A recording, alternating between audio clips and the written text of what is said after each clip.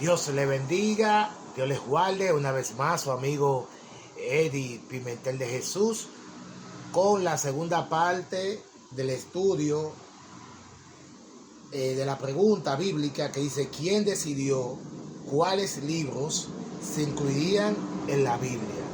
Esta es la segunda parte y nos quedamos en la primera parte, cómo se canonizó o cómo se hizo el canon con el Antiguo Testamento.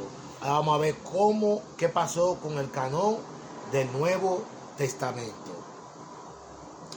La gran mayoría de los libros del Antiguo Testamento, la mayoría de los libros del Nuevo Testamento contrario al Antiguo, muchos podían suponer el canon del Nuevo Testamento no comenzó a existir por un decreto papal, ni tampoco por la decisión de un concilio ecuménico de la Iglesia. Tampoco fue resultado de un milagro. Al igual que con todo como sucedió en el Antiguo Testamento,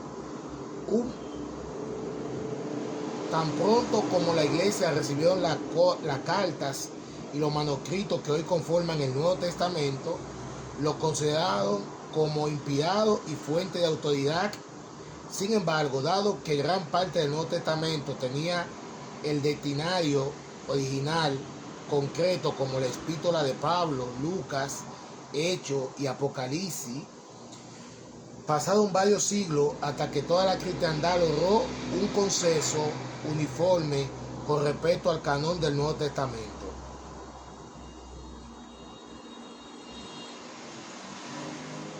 La iglesia primitiva contaba con relatos de la vida de Jesús escritos por testigos oculares, los apóstoles.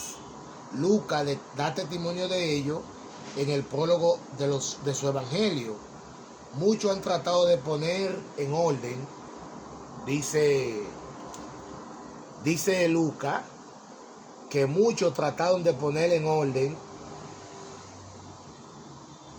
la historia de las cosas que pasaron entre nosotros ha sido ciertísima, tal como nos lo enseñaron los que desde el principio lo vieron con sus ojos y fueron ministros de la palabra. Lucas capítulo 1, versículos 1 y 2.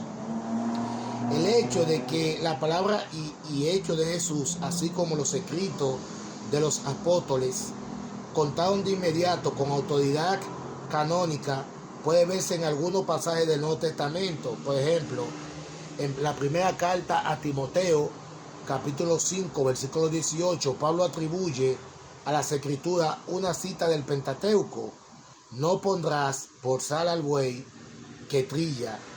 Esa cita está en Deuteronomio, capítulo 25, versículo 4, seguida de un dicho de Jesús: el obrero es digno de su salario. Lucas capítulo 10, versículo 7. Otro ejemplo lo hallamos en las declaraciones de Pedro, que coloca los escritos de Pablo al mismo nivel de las otras escrituras. Segunda la carta de Pedro, capítulo 3, versículo 16. Por último, podemos ver que aunque Pablo escribió a varias comunidades cristianas en concreto, surgió que dicha iglesia intercambiaban sus escritos, según Colosenses capítulo 4, versículo 16. Uno de los principales acontecimientos que obligó al cristianismo a definir una postura en cuanto al canon del Nuevo Testamento fue la herejía de Marción, un hereje que sostuvo que el Jehová del Antiguo Testamento era distinto a la Dios de amor y gracia predicho por Jesús.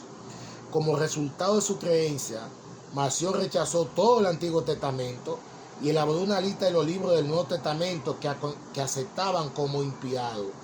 Lucas y solo 10 de la carta de Pablo. En respuesta a Marción, Justino Mártir escribió acerca del año 150 después de Cristo varias obras en las cuales consideraba a los 4 evangelios como igualmente inspirados que el Antiguo Testamento.